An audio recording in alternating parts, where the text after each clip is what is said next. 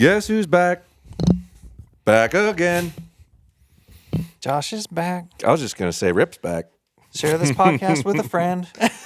You know, you must have a really big skull, because I have a big skull, and that's like not wanting to go down on your head. Dude, I got a huge skull, and I think it's getting bigger with age. Is it possible for your skull to grow with age, you know? Well, you don't have a drinking problem, so I don't think so, but I guess it's possible. Yeah. Traditionally, I think people's, well, maybe you're into roids. Are you into steroids? Barry Bonds' head's got really big in those later years of his career. Like his head got huge. Yeah. They say that certain things make your head grow.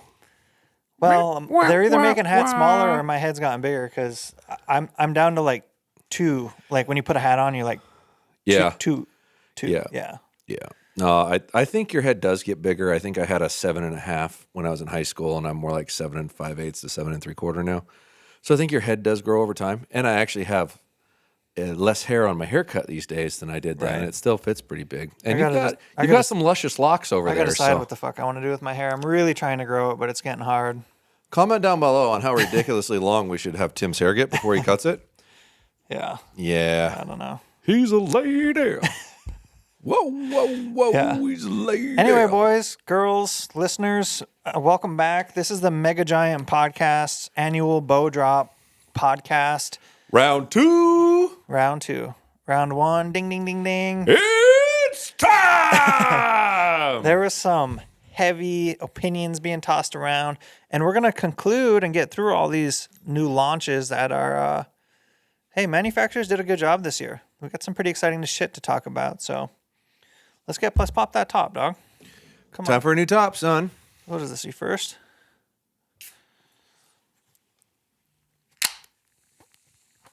Listen to that fuzz. So tasty. Good stuff. Whoa, pretty lady. Didn't you get what I was saying there? Yeah. He's a lady. Seems appropriate for 2023. Oh, no, we don't want that. He's a lady. I mean, that's why we open up splitting wood, dog. There should be no questions. One would assume. Yeah. You know. So, we have 3 more bow brands to talk about and review.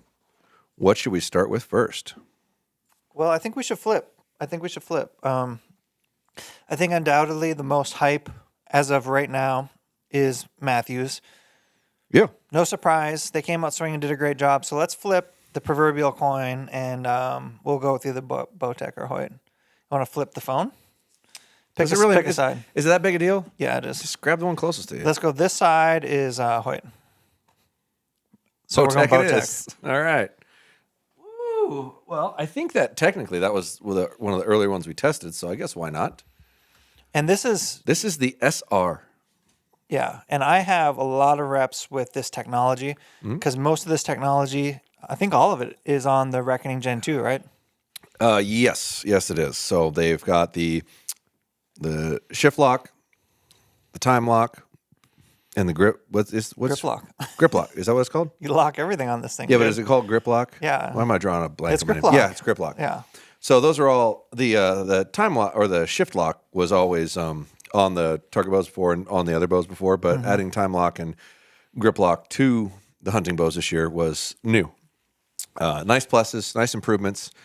Being able to monkey with your grip angle a little bit and fine tune it to where it's comfortable for you is ideal.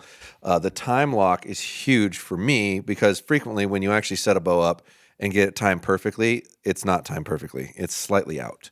And that allows you to adjust that to a finite point and make a small change on the fly if you want to play with an impact point. Like if maybe you're thinking your timing's out just a tiny bit, but you're not sure, you could test it with that, which is really cool. It's higher level tuning, but it's relevant as you evolve in your knowledge. So as you stick with the sport longer and start working on your stuff more, which is what we emphasize and what we recommend, you will eventually understand why you'd want to change that, and it would be nice to have the ability to do so. But on top of adding all those features into this bow, when it was a hard pulling bow. I'll give you that at my length. It wasn't the worst pulling bow I've ever felt, but it was hard. And this year we're doing performance as the standard. Yeah, I'm only testing performance because that's what they're testing them at. Yep. Like part of our premise here is to test things in the parameter in which they're testing them. Okay, so what are they doing? That's what we're doing. And then you can see a difference, and then you can make an opinion from there. The other thing that Bowtech did add this year is they added their own integrated sight, which can be perceived as good or bad depending on how you want to look at it. They made their own dovetail that's of a unique shape and size and a unique attachment system. And I don't know if the shape, size, and attachment system were a variant of trying to get around Bowtech's patent, or not Bowtech, Mathews' patent for bridge lock dovetail through the riser, or if they just made their own for the sake of making their own. I don't know. I haven't had that conversation because most of the sales reps that I deal with and the people that I deal with in that company don't know the answers to those questions because they're higher ups in a room that don't talk about those things. So, but I would have much rather seen that been a pick mount. And the reason I say that is because everybody makes that already, right? Everybody makes the option. I'm on team pick mount with you. Yeah, it's what's going to happen, and it's unfortunate to me that this is going to happen, but what's going to happen is it's very likely little to no sight manufacturers will make that same dovetail because it's unique to Bowtech. And I love Bowtech. I've been a staunch advocate for their product. I encourage people to buy their product because it's very user-friendly and intended for you to be able to dabble. And I want you to feel comfortable dabbling. I don't want you to be intimidated or afraid. I want you to be comfortable doing it, right? And then they turn around and do a feature that's directly to basically their sight company because they own Black Gold, right? Black Gold is under the same blanket as Bowtech. They're all part of Pure Archery Group. And they make that dovetail through Black Gold. Because they're not Mathews, it's not very likely that everybody's going to run out and make their own bracket to go into a Bowtech. Right? They don't have the marketplace. They don't have the demand. Well, think about that as a manufacturer. All of a sudden, you got to create a new product for a bow that may or may not have enough market share to justify it. And man, you could have just slapped a pick mount on it, and everybody that already had a pick mount sight could have used it. Every sight manufacturer now basically makes a pick mount sight. Yeah. So you're kind of forcing the cards on the manufacturers, or you're forcing the cards on the archers to go Black Gold, or you're saying, hey, use this technology that's a little bit older, slap it on the side, traditional, that's fine. But man, a pick mount is just a really simple way it could have been less abrasive. For my money, it was probably a let's get everybody to use Black Gold. That's for my money. And they have their own labeled Bowtech sites now, which are all Black Gold sites that all have that dovetail on them. Mm-hmm. So it may have been an effort to help ensure that that product is what gets sold with the bow. I think you're going to have a decent amount of blowback from shops not wanting to carry yet another attachment system for the same site. Yeah, I mean, another SKU. If you're a serious shop with a serious amount of inventory, you're probably carrying a direct mount version. You're probably carrying a dovetail as long as it's bridge lock compatible. And then you're probably carrying a pick mount too, because a pick mount's on like 5 different brands, right? So now you're talking about products that are relatively relevant. I mean, PSE's got a pick mount, Prime's got a pick mount, Elites doesn't have a pick mount. Who else has a pick mount right now? Hoyt, obviously, integrated pick mount, which they're doing it the best because they're cutting it into their riser. It's not bolted on; it's part of the riser. Mm-hmm. So there's no hardware. I mean, like they're nailing it in that attachment system. But I think that was their attachment system. So maybe they have the royalty or the right to it, to where somebody else has got to pay to use it. Possibly, don't know. That's beyond my pay grade, and honestly, I really don't care that much to know. But there's a lot of different, and I'm sure I'm leaving bow manufacturers out that use a pick mount, but almost everybody's using it. What do you got? Now, let me sell you on this real quick. Sell me. It is cool to have it integrated into the riser, but if we had, say, a mount that went in here with a pick mount on the end with a little master screw, the traveling guy could just unscrew it, pull it off. Yeah, I understand you want me to make a pick mounted through their dovetail. I don't even know if they've like tried to patent that and if they're going to give you a hard time if you try to remake that. Comment below if you think it's a good idea. Man. There's 2 bows that take it. Like there's 2 bows in the world that take it, and I haven't had a chance to put their new quivers on yet to see if mounting a sight traditionally interferes with it, with the use of their quiver, because they have their own stabilizers, they have their own quivers. Bowtech finally went out and actually made good products that have their name on them. Now, granted, they're made by their parent or their companies, right? Because they own, or I shouldn't say Bowtech owns, Pure Archery Group owns Bowtech, Tight Spot, Ripcord, and the Black Gold. Sorry, they own all those companies, and they've not ever had their own labeled Bowtech stuff. They had labeled Bowtech quivers that were tight spot, but no unique attachment system or anything like that. Now they've actually worked on unique attachment systems that specifically fit their bows, and that the quivers say Bowtech on them. So that's cool. Like I like that they're doing that. I like that they're making a sight with their name on it. That's a nice plus. I just would have really liked to see a pick mount system instead of that, personally. Okay, that's the con. Let's go through the pros. That's the only 'cause con. There's some fantastic pros with this bow. Well, all the features that we talked about, with the exception of that little dovetail, are phenomenal. Yeah, but let's dig in on them a little bit because we just talked about the names. We didn't necessarily talk about what they do. Time lock is adjusting your timing, and it's intended for a finite small adjustment, not a like, oh, I need to put 4 twists in my cable. Let's twist this screw. It's to make a small adjustment, like a twist. Like a 16th A or twist something. or less, I think, is really the intent. Yeah. Possibly more, but not a ton. The wheeling adjustability, the deadlock or whatever they call that. Deadlock. Thank you. I think we called it something wrong earlier. Sorry. Cam lock? Yeah, I think we called it time lock. No, it was There was a time lock. I think it was cam lock. I don't know, but regardless, adjusting the wheeling left to right, like there is not a smoother tuning system on a bow. Period. Anyway, guys, a redneck like me can slap their bow down on the counter, loosen one screw, your set screw, and then push your cams one direction or the other. It's a fantastic way to move your cam side to side. Yeah. Is there a better way? There to is move not your a better way. Like that bow's so easy to set up correctly to begin with. When I say set up correctly, I mean the wheels are pointed directly at each other at full draw, allows you to put the rest right down the middle of the bow, and 99% of the time tunes beautifully. Like shoots a perfect hole, shoots a shaft relatively in the same spot. There's always a finite adjustment when you're trying to set something at like exactly 13/16 off the riser. It's easy to be off by a 32nd or a 64th, right? Well, there's a small amount of movement in there to make those things hit perfect, but that bow is so easy to set up. Like there isn't an easier do-it-yourself bow at home. There really is not. And now that they've added the time lock feature to there to make that, I'm a half a twist out or a twist out, which traditionally, mind you folks, under normal wear and tear conditions, you're probably not getting more than a twist out on your cable top to bottom at all. Like throughout the life of it. It's not common to be out by, God, I need to put 3 twists in my cable anymore. The quality of materials they use and the type of prep that they use to make strings and cables today, it's not very likely you'd ever have to go back to the shop to have a twist put in it. Like you, in essence, wouldn't need a bow press. Once it's initially set up correctly with a little bit of break-in. Just like, hey, get 50 to 100 arrows through your bow before you leave the shop if you can.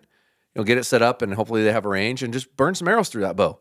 And then go back and check it one more time before you leave. And you probably don't need a press again unless you start breaking down servings or breaking down strings, which is not, I need my bow retuned. It's, I need to replace the string and cable or I need to have it reserved, not just a small Speaking tune. of serving, Serving. one of the questions I would frequently get in the DMs this year is, are you having any serving separation on your Reckoning Gen 2? Some people had a little bit of serving separation up high. Yep. Do you know, is there anything on this cam that would keep that from happening? I didn't even look at it. Let me look at it. Or, so that you side look for at a second. that. So that looks like it has basically the same attachment system. Okay. So is the move then to just go custom strings right away? I don't think Bowtech makes a bad string, but I don't think they make a great, phenomenal string. So personally, like on their bows, if I rock a Bowtech this year, I'm changing the string. Day one. There's your answer. Day one, I'm changing it. Yeah. Now, because of market change, if I rock a Hoyt this year, I'm not changing the string because they claim they made a way better string and resolved any issues that they had. It's better to, yeah. So I'd have to give them the chance. Yes. Right? Like, I hey, agree. let's shoot this thing. Let's try to break it down, see if it stays together, if it stretches. I'd lean towards I'm probably changing my string out at some agree. point because it's probably not going to hold up. I shot Hoyt And- string all season, and I would give it C+, B-. Well, they redesigned. Yeah. From This is last year year's. to- yeah, last year to I'm this talking year. about last year's string. So, So there we was have a new definitely product. room for improvement. Yeah, we have a new product, so it's something that we have to give some credence to and some time to. Same thing with Mathews. If I shoot a Mathews this year, I'm shooting their string, and I'm giving it an opportunity and a chance. I really am. Yeah. So that's something to consider in there. And Bowtech has not changed their strings, and I know what they're making, and I know they're pretty good, but I've had separation on their stock strings, and I change them out from the get-go with a gas string. Yeah. So to me, I would change that out because I know they didn't change that. The other two, I would probably give them a chance because they are both claiming big changes. Yeah. So we talked a little bit about the features. Here's kind of the condensed version. This is a fast-ass bow. That is the fastest bow I tested this year. With a short brace height. Well, it's 6. 6 inches. So 6 is the new 7. I'm just going to say that. Yeah. I've been telling ladies that for a while. Yeah, back in the day, if you wanted a bow that shot good, you needed a 7-inch brace height. Now, almost everything's 6, like between 6.5 and 6, sometimes slightly under it. So, like I said, 6 is the new 7. Louis, come here. Yeah.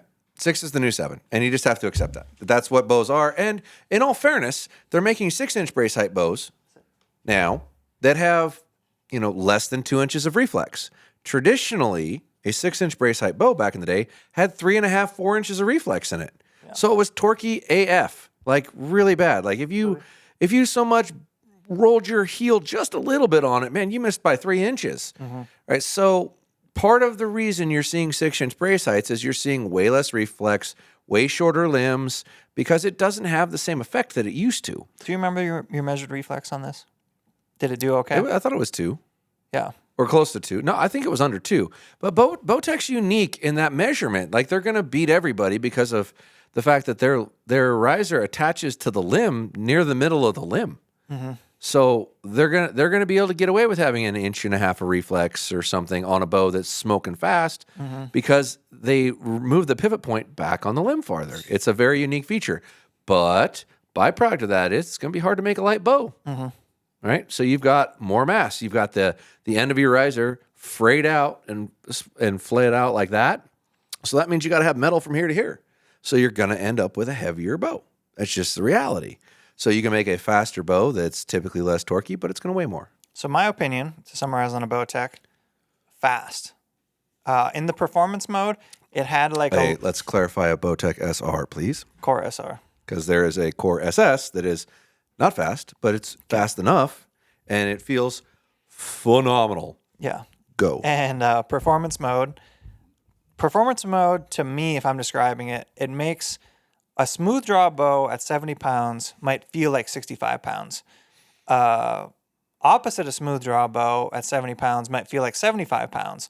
And that's what this feels like. It's like a longer pull, pull, and then at the end it breaks over. Yep. Because of me shooting the target bow most of the year, I've kind of grown accustomed to that draw cycle, and I don't mind it. But for your average hunter, they may not love that. It's true.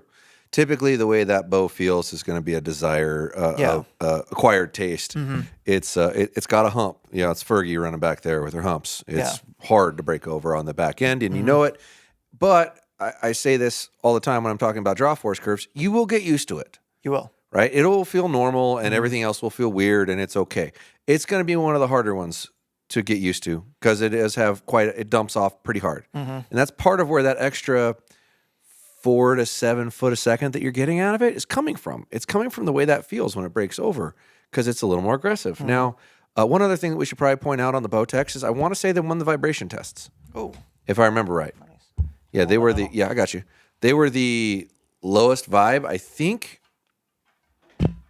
I have to go back and watch them when we are going to go through and put this all on a sheet, and it'll be on the website that you can refer to and look at whenever you want. But I want to say they won it. I know Hoyt was really close, but I thought Bowtech put out the lowest vibrations we've tested. I could be wrong. I am a human being, guys. I mean, I don't have a crew of 10 people doing all this crap. It's pretty, when it comes to the testing and whatnot, it's pretty much me and somebody helping me hold a camera. Sometimes that's Tim, sometimes that's Jason, sometimes that's Michael, sometimes that's Forrest. I got about 4 people that understand a camera well enough to hold it and point it at me when we do these things. So it's a variety of people that, and only one of which actually functionally works for me regularly. Like the others are just, I'm off today, I can help you. Or, I got some free time this afternoon. I don't have a client. I can come hold your camera for you, that kind of thing. So that's where my help comes from. So if I don't remember exactly, or I have to go back and readjust it, it's the amount of crap I'm trying to do by myself is a lot. So bear with me. But I think Bowtech won the vibration, if I remember right. But it was close. Like Hoyt and Bowtech were close, but I'm almost positive Bowtech won. Like they nailed the vibration. So felt good. A lot of features, feels good, fast as fuck. and won the vibration. Contender for me for 2024 bow that I'll potentially shoot. Yeah, I want to say the SS won the vibration, though the SR wasn't as good. But that's their fast bow and their smooth bow, like super smooth SR. And you can always drop it into comfort mode. And if they dropped into comfort mode, how much speed are they going to lose? 15? 10 to 15, somewhere in there. I didn't test it, and I'm not going to test it because the only number that people bitch about and gripe about is the speed number. The highest possible So I'm number. not going to test them 4 different ways. I'm already giving you lighter arrows, heavier arrows. I'm already checking every functional, tangible thing I can check. I'm not going to switch them back and forth anymore because in general, it's 10 feet, give or take. And if you really want to know exactly what it's going to shoot at your length, I open up the door to that, and then I got to set all these things at every length and test them at every length. And I'm like, I don't have time for that. Yeah. I don't. I'm doing way too many of them. What do you mean? You have a whole big production team standing behind us right here. Yeah, if we could 180 the camera for you, there's nobody here. And for the record, these last 2 videos, Tim's editing one, and I'm editing one. That's it. Like, we got nothing else, folks. There's no young Jamie, and there's no money rolling in from this bad boy. This is us just trying to share our experiences with you because we like to. Yeah. We enjoy it. Yeah. I think we covered Bowtech pretty well, huh? That covers it. I would hope so. I think that I don't think I missed anything. That should cover them. Any short list of things that could be better for next year? Lighter. Later. Yeah.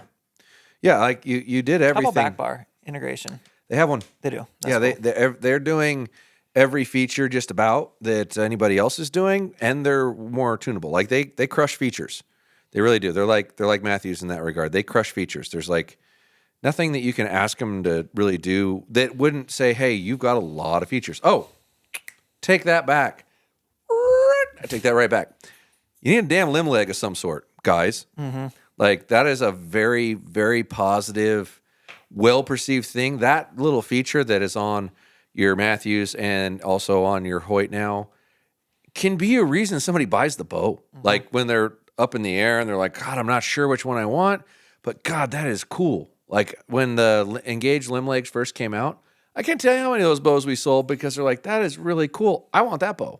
Like you need some kind of feature there, which I understand your limb pocket design and whatnot. That doesn't make it easy to figure out, but it's a whole. And for anybody else listening, whether it be PSE or Elite or anything of that, like the actual limb leg style attachment system that allows you to set your bow on the ground and it stays there and doesn't have to come off when you're shooting it is a huge plus. That's nice. And it doesn't have to be included in your bow. Like both of those aren't. Like I want to say the Engaged limb legs are like $80 and the new really bougie one from Hoyt's like $130.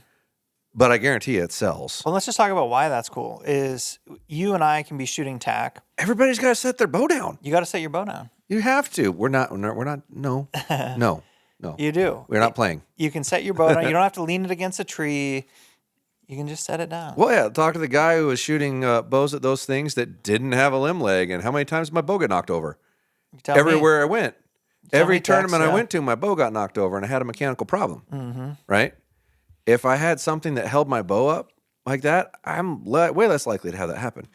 It could still happen. Don't get me wrong, but like something on there that's really specifically intended for that is a huge plus. Like it's a big deal that you wouldn't think should be a big deal until you have one, and then you don't have one, and then you're like, what the fuck do I do with this thing? Shit, like this sucks. Whereas the other ones, like, dude, it's just clean. Like you need that Bowtech. So work on that and get some weight out of your bow. And that reminds me, when we get to are we going to Hoyt now? Yeah, Hoyt's next. Next. Okay, let's bust it out.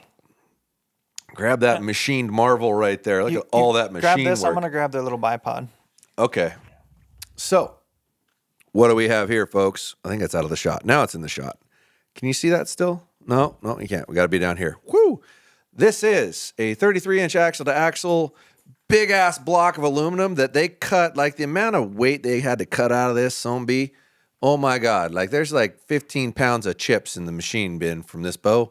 There's so much aluminum that got cut out, and I would like to commend them heavily for cutting out like as much stuff as you possibly could. Like they machined the crap out of this bow, and this has been a standing joke that I've had between Mathews and Hoyt, my sales reps that I talked to, since the bows came out. And I want to say when I actually saw Mathews first, and then I saw Hoyt right after it, and I was like, I smell a rat, because they like targeted the exact same stuff. Like they both went from cutting less to more, like an immense amount of machine time on both brands. They both addressed a more aggressive, faster cam, like both, like exactly the same. So I just found it funny that they seem to be focusing on the exact same things, which it's not like rocket science, and that doesn't necessarily mean they have an insider. But normally when somebody cuts so much more metal out of their riser, that's a pretty drastic thing, right? And to have more than one manufacturer do that is a little odd. So, in any event, machined to the hilt. Phenomenal stuff. Lots of work. This bow guaranteed takes way longer to make than a VTM 34. There's no way it doesn't. We have not only pick mounted, but machined into the riser pick mount, which nobody else does that. That's dope. If you're gonna make an integrated sight attachment, that's how you make it. Yeah. You make it to be slim, sleek, and no additional hardware. Well, and what I like about, I'm calling it their bipod. I don't know what their terminology is. It's Ghost Sticks 2.0. Yeah, but calling they it a should have called bipod. it the Ghost Stick bipod. Yeah, because they were eliminating but what I the like other is one. it goes underneath the stabilizer and it's screwed on. So if you're in the bush or you're hunting with it specifically, it's not going to get knocked off. Correct. You know, rest in peace to many Mathews hunters that have lost one of those. Limb leg. Yeah, limb leg. Yeah. In the bush. It is not the most convenient thing to walk around with. Yeah. If you get to a ground blind tree stand, you want to set it on something, it's nice. If you're walking around on a 3D course and you set your bow down, it's nice. Yes. But yeah, you're not like running and gunning with that on probably. You're probably taking it off, or there's a good chance you're going to bump it and the leg's going to open up and fall off. Yeah. So Whereas this little dealio. This can be positioned in multiple different directions. Yeah. And it's screwed on, it's bolted on, so it's not just going to flop off. Yeah, it's not intended to ever come off. Yeah. So, and you can mount it to where when it's mounted to the front of the bow, like so, they're backwards. That's your stabilizer position, your lower stabilizer mount. And you can also face it forwards where it lines up with your stabilizer. So either way, you can position this thing to where it's not in the way. Now, granted, you got to pull it out to move it. But if this sits at like a half turn out, these can move. And then they lock in several different positions. Yeah, it's nice. You'll figure out the position that works best for your bow and your application, how you choose to set it up. And then automatically move it to that position, but it's like a universally mounted thing. There's 2 different position holes to keep this thing square on the new bows that aren't on the old bows. So if you buy this and put this on last year's bow, there's going to be another screw here that you don't know what to do with. It's not going to work. Yeah. You can still bolt it on. You can still tighten it down, but this secondary screw keeps it from rotating over time. So that part's kind of nice. Nipple of destiny. I was getting there. Okay. So now this is the Tim's coined phrase, which will probably stick. Is the nipple of destiny. Yeah. This little chunk of metal right here that's on the top cam and the bottom cam. So when you set your bow on the ground, it's sitting on that. It's not sitting on the string groove. Simple, smart. Very, very intelligent. Good job. That's a great idea on something. If you're going to have your attachment system like that to set your bow down, you should probably focus on this problem, which was the number one complaint that people would give the Hoyt. Was, well, yeah, I can set it down, but my cam's in the dirt. Yep. Well, and the engaged limb leg doesn't do that. So good address to the issue. I love that improvement. Now it's $130, so it's expensive, but it is a mechanical thing. It's moving parts, etc. There's springs in it, so that's something to consider as to why it would be so expensive. I think they shot a little high on the price, but I'd like to see $99.99. I think that would have been fair. If you start looking at bipods, man, you can spend a lot of money on a bipod, so I don't know. Maybe it is fairly priced. It's one of those things that's almost like, it's almost a must, not a should, if you're going to run with a Hoyt. So it would be nice to see it at, $89, $99, $99.99. Under $100, I think, is fair. It's a little up there, but hey, nobody else makes one, so charge what you want to charge. Okay, They went to a wider limb stance, so the limbs are spread farther apart, limb pockets wider. They went to 1/4-inch axles, so they went to bigger axles. It's been needed for a couple of years, I think. 1/4-inch draw length adjustments? 1/4-inch draw length adjustments and 3 let-off adjustments, all built into the module. Now, they also added... Adjustable back wall. Adjustable back wall and let-off. And 3 different modules go in this bow. right, to cover the spectrum sizes. Now, I had somebody email me this morning that claimed that Hoyt told him that going from like module 1 to module 2, there's not a jump in performance. That would be the first time since Hoyt's made this type of cam that there is no performance change when you go from one module to the next module to the next module. That doesn't make any sense to me, because why in the world do you have 3 modules then? Yeah, what are they for feel? What are they for feel? That doesn't make any sense. So you can already adjust your let off and your back wall. Like how much feel does that? I haven't had a chance to test it, but I can tell you, last year, for example, I had a guy that shoots like 30.5 inches of draw length, and we went from 30 inches on an RX-7 Ultra to 30.5, and he lost 2 feet a second when he went to 30.5. Traditionally, a half inch of draw length, you will gain 5 to 8 feet. He lost 2. So it was that inefficient going from one module to the next module that it literally lost speed going longer. So I have a hard time believing you randomly solved that.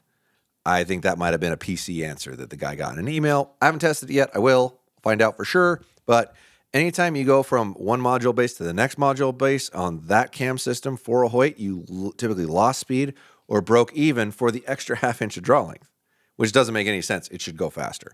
But that's part of why you have different modules, is because you make each module kind of perform better at its peak, which is typically what they do. So, but 3 modules should give you better performance and shorter draw lengths now.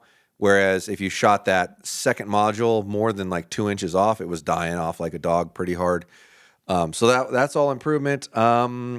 Same spacer type system, no real super tunability like that. The one thing that they've really ignored here, in my opinion, is tunability, or a feature to make this bow easier to tune or more precisely tuned. I agree. And it's unfortunate, and I'm sure it's something they'll address at some point. But it's the Achilles heel to these bows. There's like 2 sets of spacers.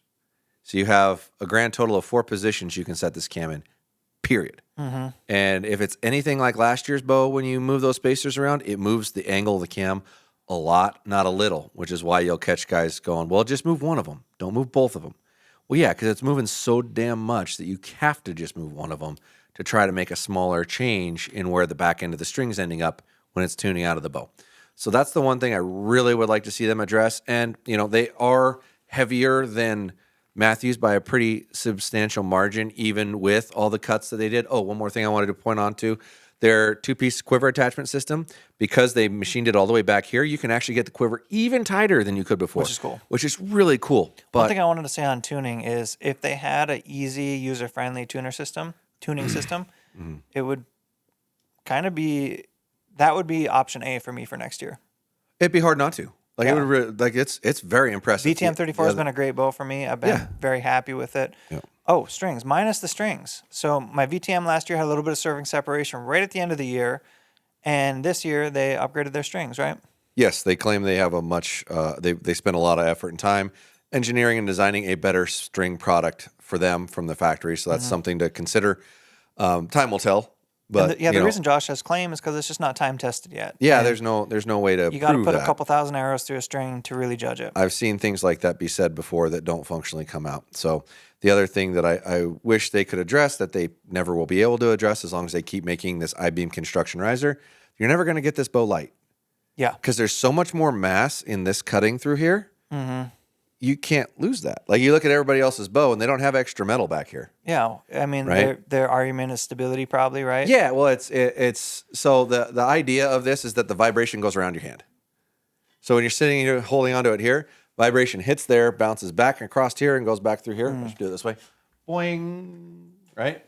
So you don't feel it as much. It is relatively dead in the hand. It is very dead in the hand, and that's part of why, like you'd do a vibration test and it wouldn't win. But you'd shoot it and be like, God, it feels so dead. It's because it's going around your hand. And that was all a structural bridge design, right? Like a bridge that you would drive over with a car. That was the original engineering back in like late 90s. Yeah. When the first tech risers came out. I think it's time to graduate away from that. There's pluses to it, mind you, but I don't see them ever making this bow hit like 4 1/4. I don't think they can do it. Well, and a number one complaint I hear from people, and I agree with, is it's hard to work on your rest. You micro adjust ham skis and shit with that in the way. It is hard to get in here. Although I think they cut this taller. Like I think there's actually more room this year to where you can get it at, but trying to get under here is like such a bear. Like I get why they do it, and I get why they've ran it for so long because it's a really neat idea. And their answer to that will be, well, then buy a carbon bow if you want it to weigh less, right? Yeah. But they don't have all the features. Like they have most of the features, but they have an integrated V bar in here. Actually, no, that does have that too. So what are they missing? I don't know if they are missing anything. I think it does still have the same features. Well, yeah, but that's true for both, right? So, okay, we touched on strings. We touched on limb width. Limb width. A phenomenal feeling bow. Like this bow will feel great. Like if you go shoot this bow, I have a hard time believing you're not really going to like it. Like you're not going to draw this bow back and go, God, I just don't like that. I don't see that happening. Because the cam does feel relatively smooth and the speed was relatively decent. I want to say this was on the slower side of things, but this bow at 30 inches is not anywhere near the peak of its module. So this bow goes to 31. So that's typically where you come up with that. But they're all pretty darn close with the exception of that SR in speed. Yeah. They're all really close. They're very close. The 33s. The 30s, it separates a little more. But in the 33s, it really doesn't. I feel like there was one other feature on this that I'm not talking about, and I'm bothered by it. I think you covered it pretty well, man. We talked about the cutouts. We talked about the nipple of destiny. We got the bipod. We got new strings. 3 modules, bigger axles. Adjustable back wall, which is something I haven't gotten to play with the difference of yet. Yeah, man. Dang it. I feel like I'm forgetting something. Well, we can always circle back if we miss something.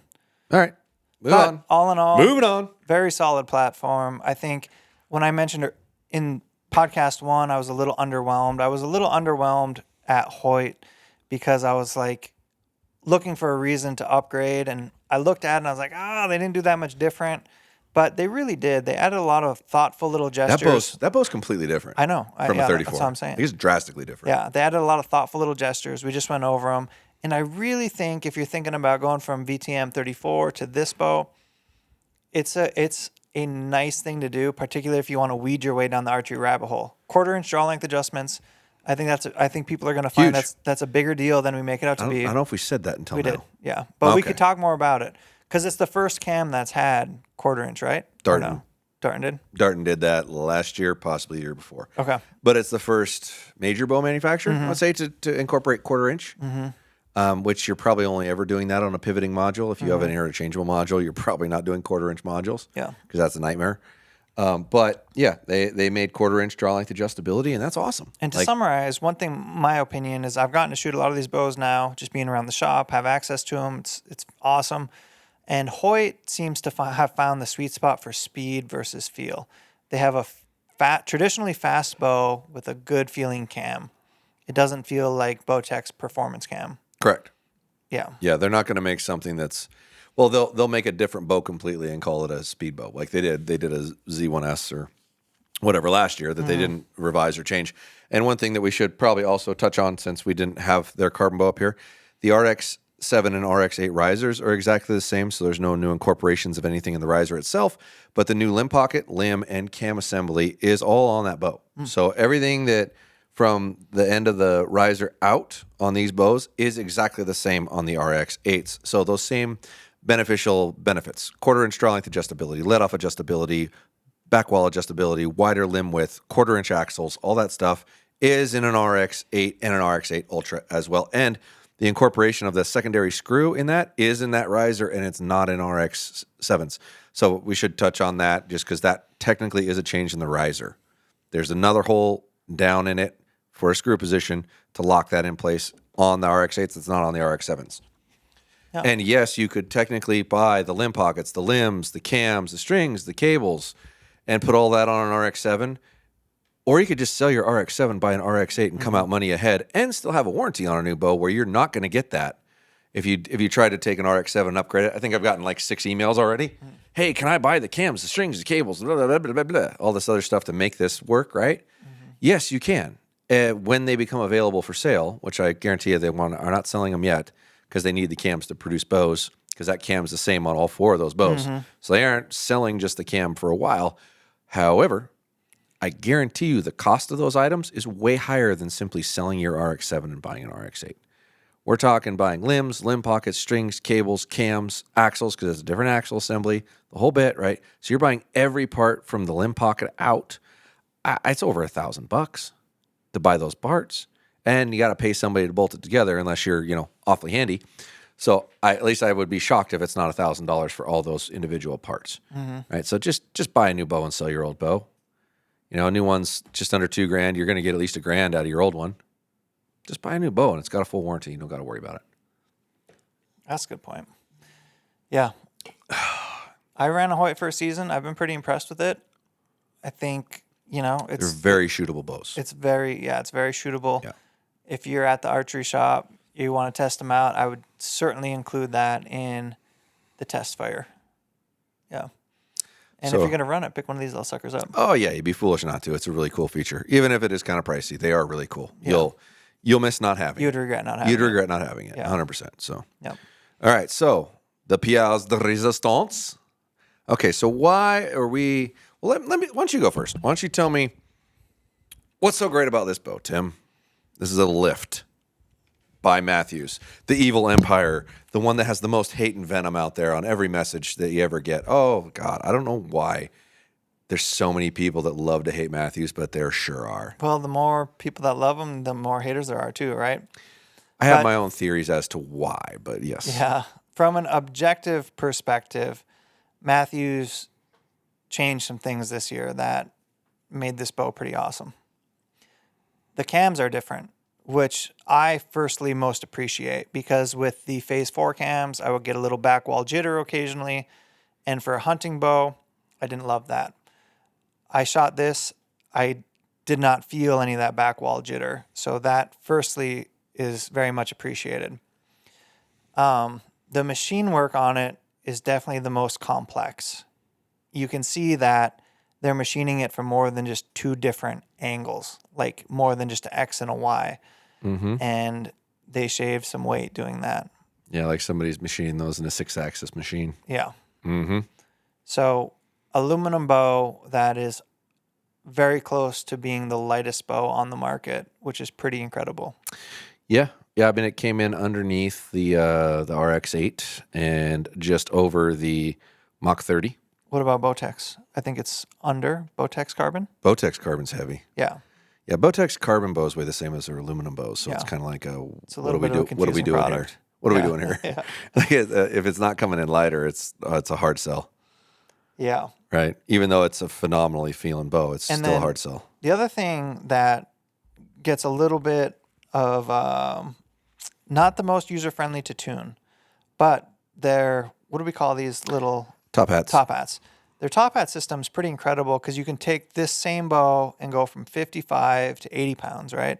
Well, that's the switch weight mod system. Weights, excuse me. Yeah, switch top weight hats mods, are the shims. Yep, top hats are shims. Switch weight mods, so you can go from 55 to 80 pounds. Mm-hmm. And when you do that, it doesn't change the tune, right? Correct. Well, I mean, if you go from 55 to 80 pounds, you're going to need a different spine arrow. Sure.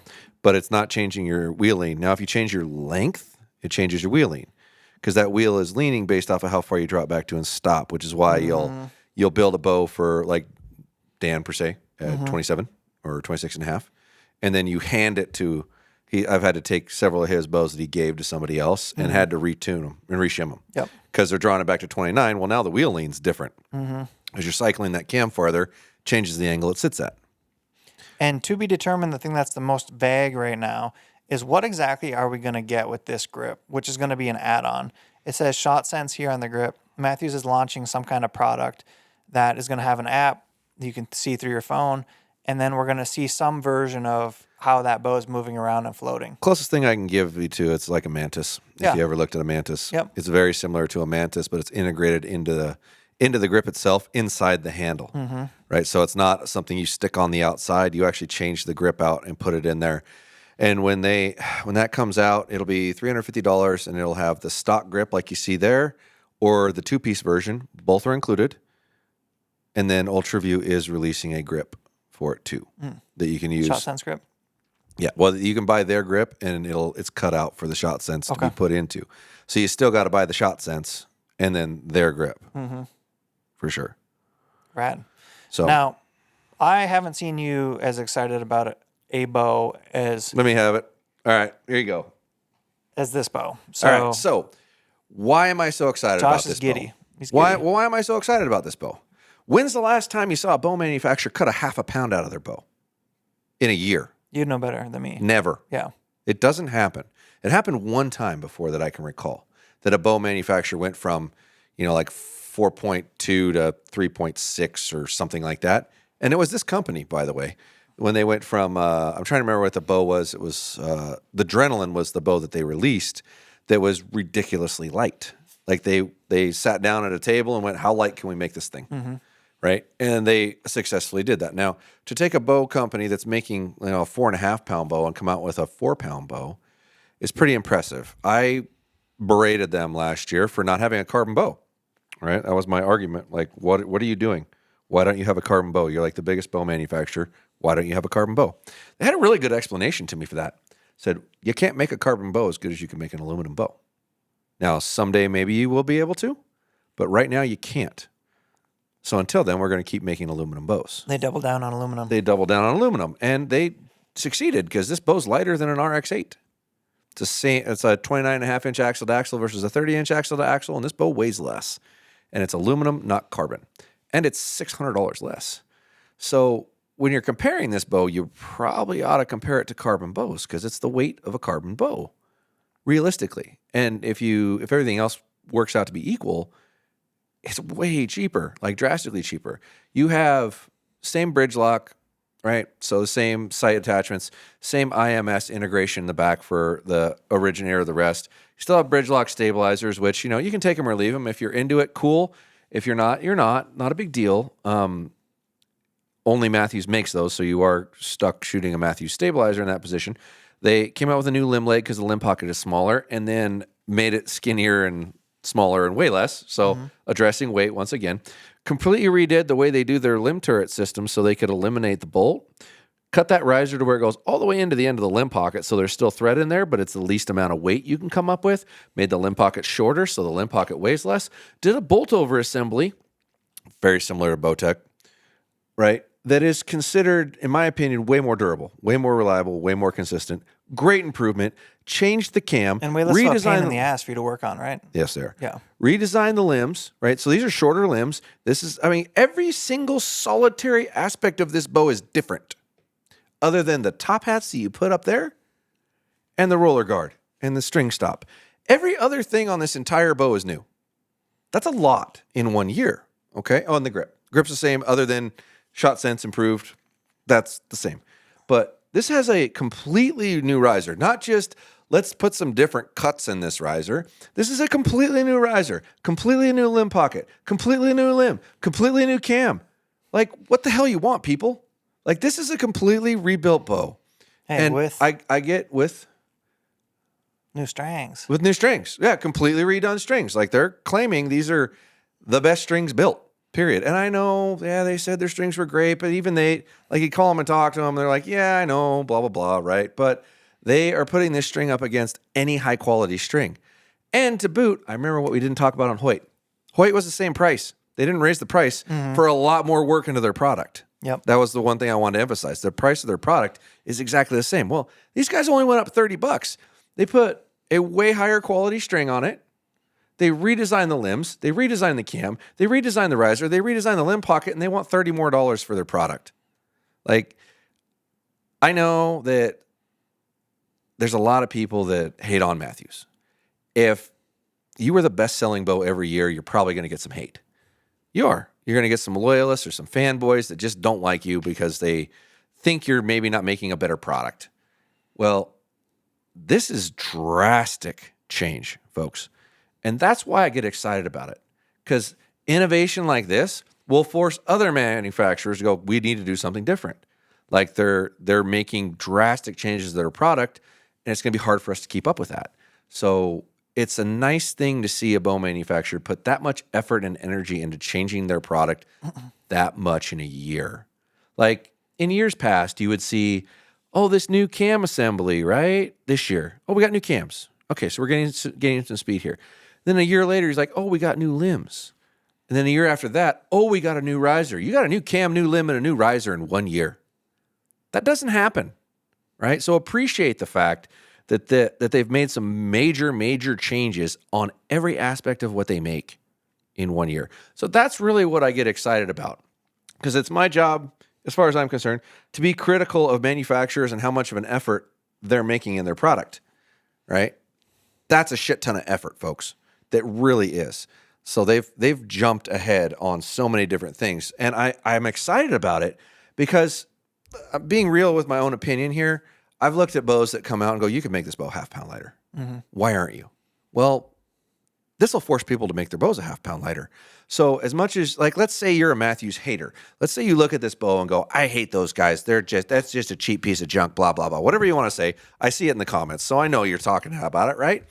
You should be thanking them from top to bottom, because everything they did here is going to force that company and that company and that company and that company to reassess and say, okay, we need to make our riser lighter. How do we do it? What do we got to do? Like, we need to get these numbers back into this line. We really do. And understand, there's just a shit ton going on there, guys. There really is. And it's not, I got one comment. Oh, Mathews took you on a hunt, so now they bought your vote. No, they did not. That hunt was given to me over a year ago before I ever reviewed any of this stuff. It's got nothing to do with it. They authentically made the biggest change. And if they turn around next year and don't do a damn thing, I'm going to get on them about it. And I'm going to get on them publicly. And I'm going to tell you about it, because this is big. Now, I'll give Hoyt a big second right there. Like, that was a lot. That was a lot they did. They took a process and made the bow take 30% longer to make, which means they make less money. Because if it takes 30% longer to pop that riser out of that machine, if you know anything about machining and manufacturing, the longer it takes to make a part, the more expensive the part is. It's not just the materials, right? If that thing takes 13 minutes longer to make, it's less profitable because that machine's got to run, right? So, and their bows are taking a ridiculous amount of time to make. That riser is crazy in how long it takes to make. By the way, folks, they are already back ordered till late March. Dang. Those bows are ordered out to late March right now. So it is November 15th as we film this right now. Okay? November 15th. March. They're 4.5 months behind already. So whether you think I'm just laying on or whatever, draw your own conclusion, but it ain't just me who thinks that, folks. 4.5 months is the most I've ever heard of them being backordered by November 15th. And they were prepared for what they got. They were expecting this to happen, and they were trying to prepare for it. It's awesome. And they're already that far behind. So you better hope that your local shop has these on order already and has a decent amount on order, because you're not going to be able to walk in there and buy it because they're going to be that popular. My pre-orders are redonkulous because that bow is incredible. Now, could they improve it? Yeah. Can they make a way easier to adjust wheeling system? Oh, you bet.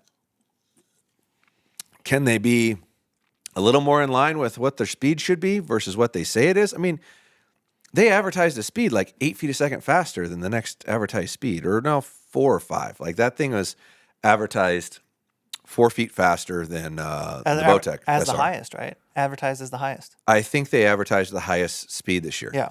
And they did not get the highest speed this year. Yeah. It is a good speed for what the bow is and how it feels and how hard it is to draw.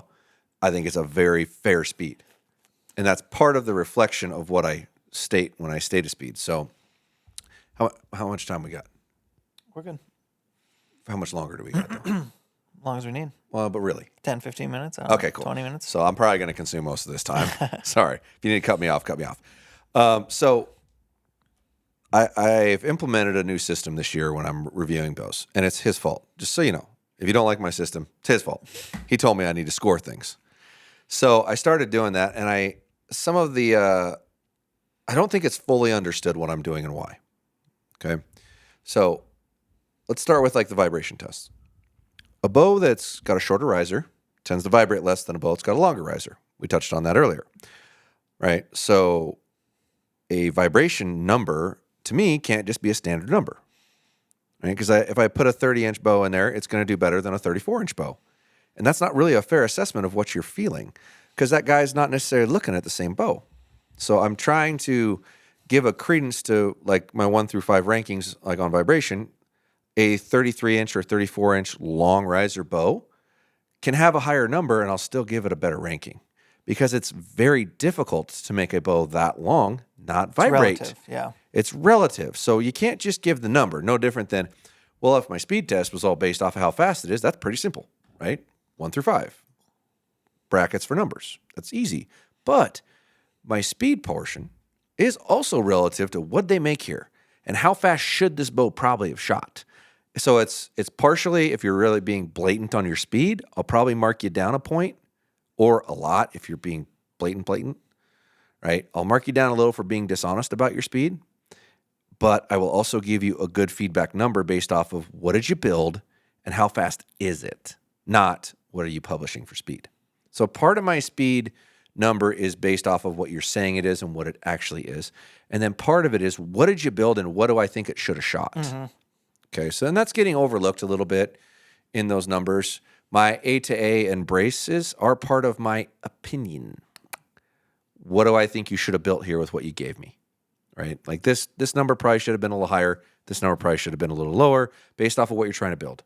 And that's my own insight because why am I measuring an axle to axle and a brace to say, yes, they're right, I'm giving them a score? If I wasn't implying my opinion, which was why I have 2 scores, I have categories that are exact and not arguable, right? Because there's a tangible number here. Mm-hmm. And then categories that I feel should be more opinion-based.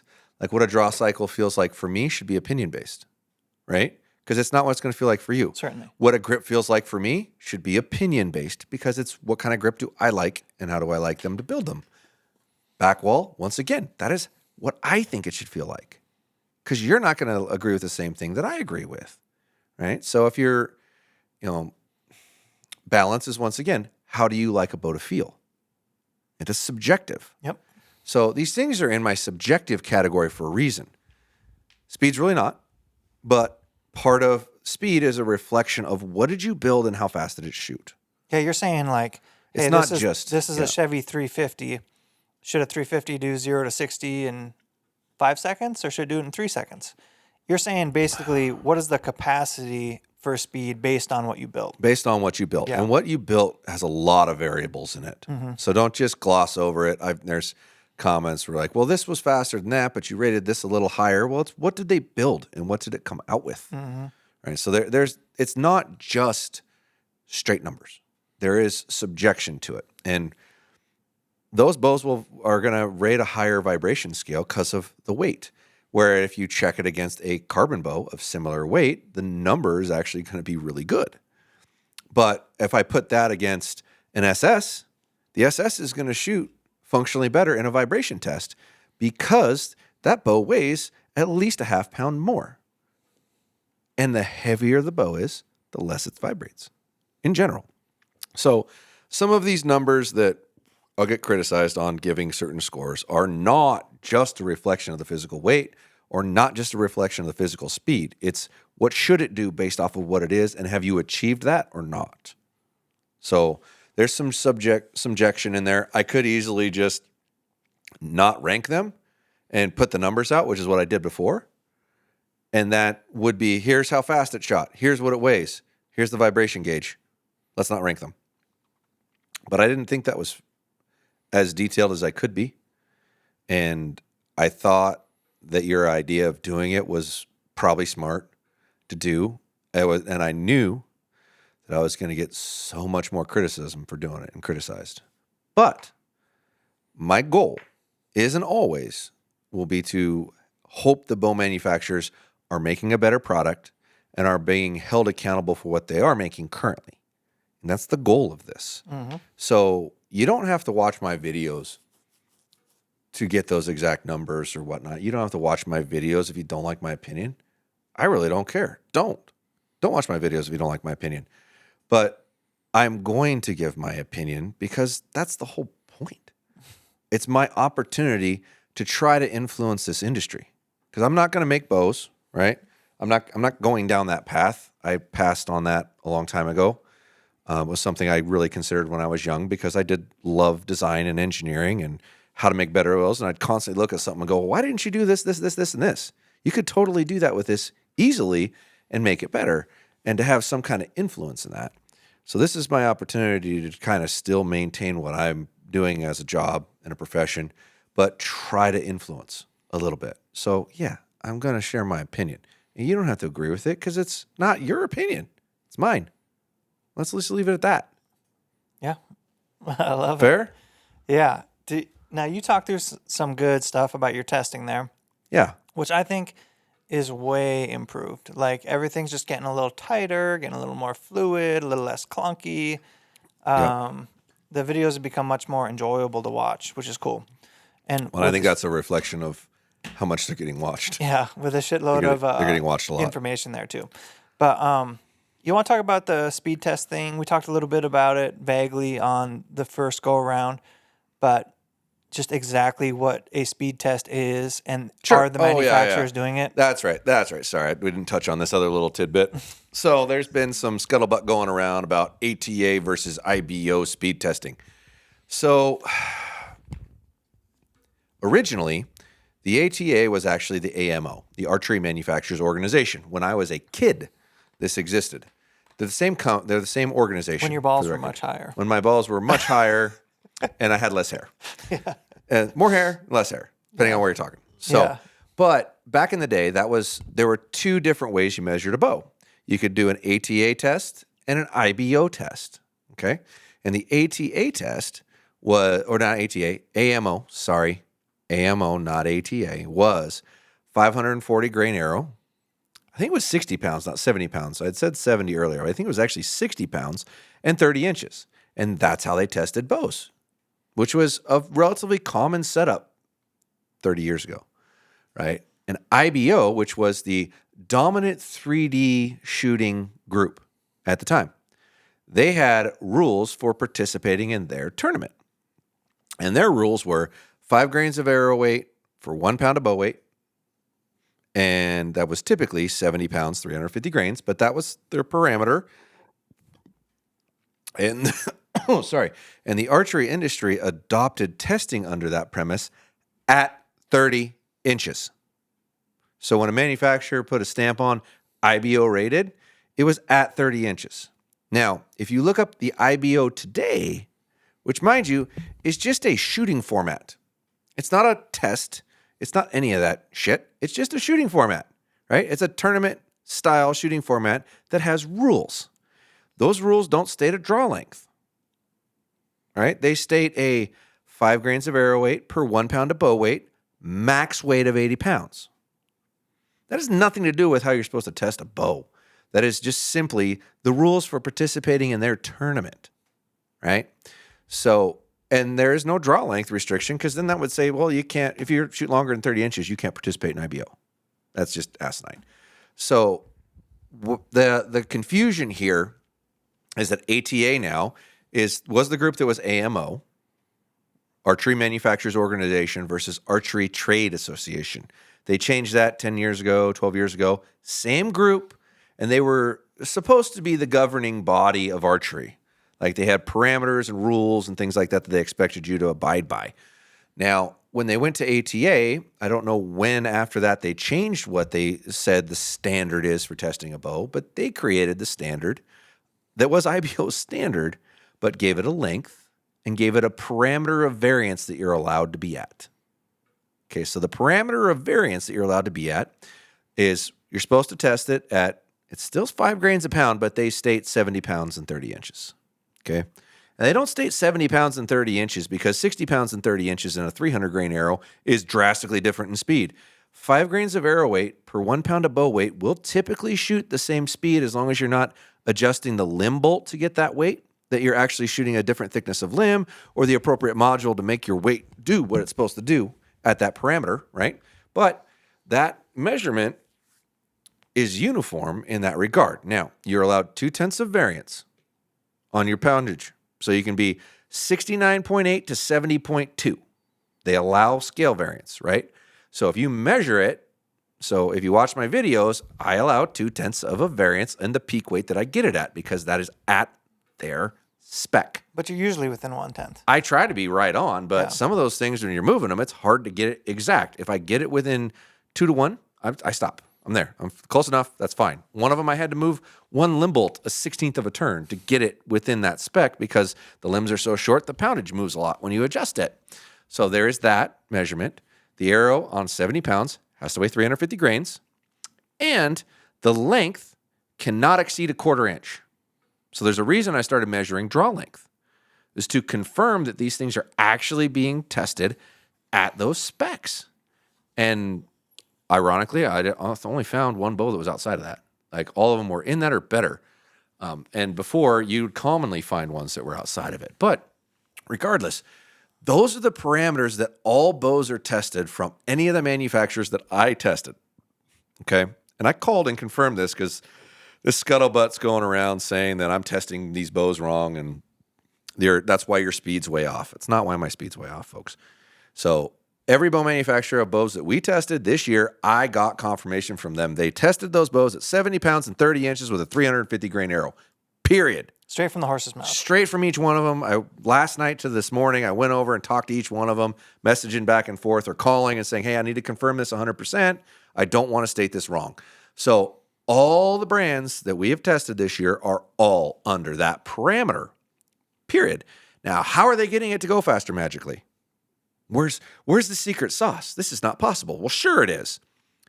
Shoot it with a soft knot tied on your string and no string silencers or anything on the string from a test. And that's 2 to 5 feet. Just that. Okay, so if I put a string loop on that bow, it's immediately 2.5 feet a second slower. Mm-hmm. Now, you're all going to shoot a string loop. I'm going to shoot a string loop. I'm assuming you're all shooting them. So why would I test a bow with something that isn't the way you're going to shoot it? Right, so that's number one. Number two, if you shoot a center rest, flipper rest, little old school thing that you shot with fingers back in the day, that will actually give you the fastest speed because it has the least amount of resistance and the least amount of contact as it's leaving your bow. You'll get 1 to 2 feet shooting a center rest over a fall away, whether it be cable driven, limb driven, and a biscuit will make it even worse. There's usually 1 or 2 in a biscuit. Right, so those are all things that will make that different. If you shoot a 350 grain arrow that has no fletching on it versus a 350 grain arrow that does have fletching on it, that's 2 feet. So that's 9 feet right there. So now I've got 9 feet, and I'm not even done. Like with the things that you can do to these things to make them go faster. They can have 6 different chronographs, and whichever one gives them the fastest speed is probably the one they're using. There can be a couple of feet per second variance from chronograph to chronograph, but there's nothing verifying the chronograph, right? So there is that. What did I miss? There's like another You covered trick. it. No, I'm not done. Yeah. You can pull that bow back in a machine, and if you can have it fire the second it hits the back wall, you'll get 2 feet on average. That's how I shoot my bow. Yeah, because it's stored energy, and the longer it sits there, typically the slower it puts out. So all those things contribute to velocity. However, none of those things are you going to actually do, right?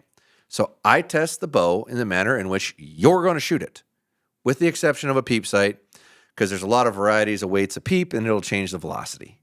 So I don't shoot them with a peep. But outside of that, I'm trying to shoot it in a manner in which you're going to come up with a similar result. And that's what I'm trying to give you, a real-world result. And at the end of the day, it doesn't matter how fast these things are. It only matters that one person is checking them and testing them under the same parameters. So you can tell bow to bow what they're really doing. That's all that really matters. People get all worked up on this one was faster than that one or blah, blah, blah, blah, blah. None of that really matters. That they were tested under the same chronograph with the same draw weight scale and the same release and the same guy shooting variables. It with the same arrows. Yeah. That's all that matters. And it doesn't have to be me. It can be anybody as long as they're doing it that way and doing it the same. Mm-hmm. That's the deal. That's the deal. So you're not fudging the tests. No, absolutely not. And you're actually doing it the way it's prescribed. I can tell you the two that, like, I think it was probably 2 years ago, almost every bow manufacturer was over 10 feet. Almost every one. And some of them were a lot worse than others. And last year, 2 of them got way better than they were. And this year, an additional 3 got way better than they were. And I'm only down to 2 that I've tested that were way outside of, I shouldn't say way outside, but outside of what I consider fair. If you're within 10 feet of what you're publishing, the way I test it, you're being fair. If you're outside of 10 feet, you're probably not being that fair. Or I got a fluke or a lemon, right? I got one that's just a turd for some reason or whatnot, which I would really hope you're not sending that one to me to test because that's going to look bad. But regardless, almost every bow manufacturer has started to really change what they're publishing. There's 2 to go.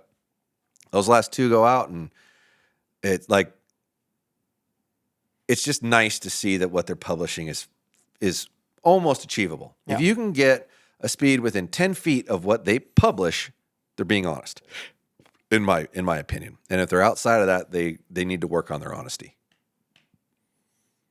Yeah. Fair? Yeah, that's cool. Let's summarize some of the best stuff. So, Mathews lift, super innovative, long ass riser that makes it hold steady. New cam, basically new everything. What sticks out to me is the new cam because it helped that jitter problem that I personally would have a little bit with the Mathews. They were like close to a 1/2 inch long last year. They're an 1/8 inch long now. Yeah. So that the whole, well, you better run a 1/2 inch out of your Mathews when you're trying it, that's gone. Those are, they were within an 1/8, I think, on my test. In my personal speed test, it was apples to apples with 3 out of the 4 or 4 out of the 5. But according to Mathews, we get an 80% mod on here. That'll jump it up a couple more feet per second. They claim 4. But that's a variable that, we would love to actually be able to physically show you guys on launch day. So maybe we can have that next year. Or don't tell people that this module is 4 feet a second faster, but it's not available when anybody would be testing it. That's just not smart. Yeah, it's like test driving a car and be like, oh, if you could drive that other one in the garage, I'm telling you what. You know what I'm saying? Yeah. Let's make that available. If you're going to offer it and you claim it's faster, that should probably be available when you launch a bow. Yeah. For sure. Really cool platform. Anything you want to add to that? Shot Sense is coming. They did. It's not, it doesn't have to be that, oh my God, this is the best bow ever made, but it's the most effort made in a year that I think I've ever seen. Now, granted, there's some exceptions. Coming out with a carbon bow, never made one before. Yeah, that's a challenge. That's a big challenge. Now, I would equate that to coming out with a carbon bow with a new set of limbs and a new cam. Mm-hmm. Right? You don't normally get all those things at once, people. That's just a ton. Like whoever's doing their R&D and putting their time in and their effort and their energy and their work, they did more this year than anybody. Comes in 29.5, comes in 33, both very practical lengths for different styles of hunters. Yeah. We'd call that an Eastern and a Western. Yeah. I wanted to do kind of a whole deep dive on how well they marketed it this year because they really separated themselves. Maybe I'll do that on a future podcast. Sure. But yeah, guys, pretty incredible year for bows. Get down to your local archery shop and shoot them. Yeah, this is a great bow buying year if you waited till this year to buy a bow because so many manufacturers did so much work to make you a better product. Yeah. So it's pretty exciting. And hey, at the end of the day, what feels best to you is what you should buy, regardless of what any of us say. Yeah. But get down and try them and compare them, and make sure you're paying attention to the test videos that show you actual length and whatnot, so you know some of them are a little long and some of them are a little short. So you're trying it at the right length, so you know it's actually your draw length, not just what they told you. Yeah. What I would evaluate is what features are important to me. What is my hunting application or style? What is the build of my frame? Am I a short draw length guy or a long draw length guy? If you can answer those questions, you can pretty well decide, hey, I would like to shoot 2 or 3 of these bows or shoot them all and really see what you think. Yeah, but do your best to find a place that actually has them. Yeah. All. Because if you try 2 over here and 2 over there and 2 over there, it's really hard to make a decision. And really cool features this year. Like you want to be able to set your bow down on the ground. That gives you a couple options. You want to be able to tune your bow on a counter. You have an option. So cool features. Go shoot them. Yeah. That's it. It's a great year, guys. That's a wrap on the Mega Bow Podcast launch podcast. Mega! Yeah. All right, guys. We will catch you back on the next one. Fire's out.